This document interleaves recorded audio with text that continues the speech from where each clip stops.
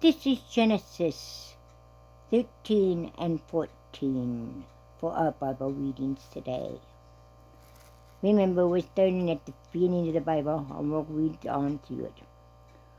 Then Abram went from Egypt, he and his wife and all that he had, and Lot with him to the south. Abram was very rich in livestock, in silver and in gold. And he went on his journey from the south as far as Bethel, to the place where his tent had been at the beginning, between Bethel and Ai, to the place of the altar which he had made there at first. And there Abram called on the name of the Lord. Lot, who also went with Abram, had flocks and herds and tents. Now the land was not able to support them, that they might dwell together, for their possessions were so great that they could not dwell together. And there was strife between the herdsmen of Abram's livestock and the I'm trying to forget my H on there. Herdsmen of Lot's livestock. The Canaanites and the Perizzites then dwelled in the land. So Abram said to Lot, "Please let there be no strife between you and me, and between my herdsmen and your herdsmen, for we are brethren. Is not the whole land before you? Please separate from me. If you take the left, then I will go to the right. Or if you go to the right, then I shall go to the left."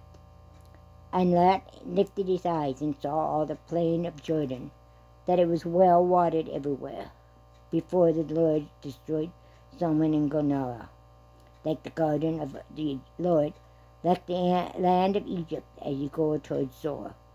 Then Lot chose for himself all the plain of Jordan, and Lot journeyed east, and they separated from each other. Abram dwelt in the land of Canaan, and Lot dwelt in the cities of the plain, and pitched his tent, even as far as Sodom. So the men of Sodom were exceedingly wicked and sinful against the Lord.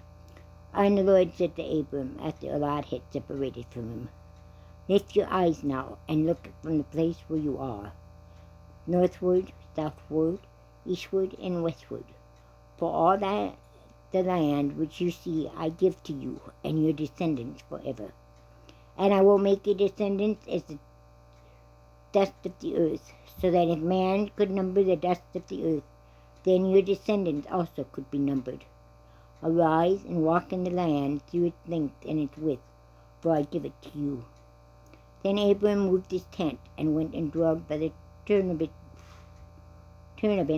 trees of Mamre, which are in Hebron, and built an altar there to the Lord. Forgive me if I butcher these names. Okay, of these places and these people. And it came to pass in the days of Amraphel, king of Shinar, Arnoch, king of Elzazor,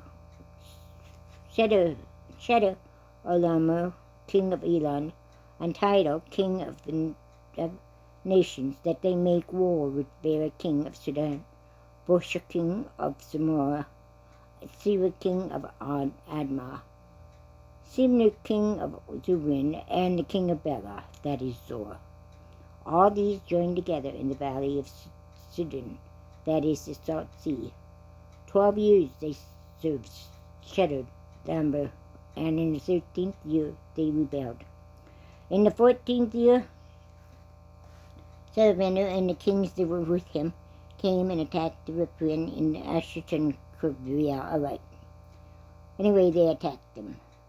Then they turned back and came to Mizpah, that is Kadesh, and attacked all the country of the Ammonites, and also the Amorites, who dwelt in Hazmon Tamar.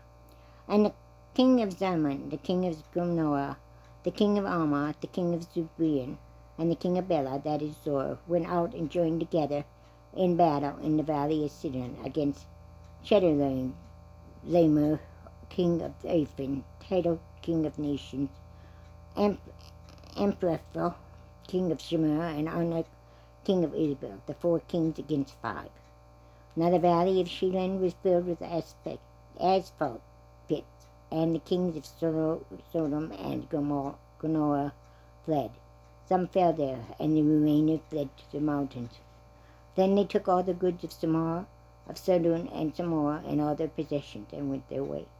They also took Lot, Abram's brother's son, who dwelt in Sodom, and his goods, and departed. Then one who is escaped came and told Abram the Hebrews, for he dwelt by the terebinth trees of Mamre, the Amorite, brother of Eshcol, brother of Ammon, and they were allies of Abram. Now when Abram heard that his brother had been taken captive, he armed his 318 trained servants who were born in his house, and went in pursuit as far as Dan. He divided his forces against them by night, and he and his servants attacked them, and pursued them as far as Hobah, which is north of Damascus. Then he brought back all the goods, and he also brought back his brother Lot and his goods, as well as the women and the people.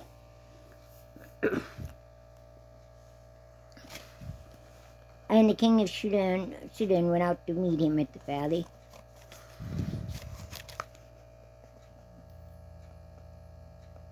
of Sheld, that is, the king's valley, after he returned from the defeat of the Shedon and the kings who were with him.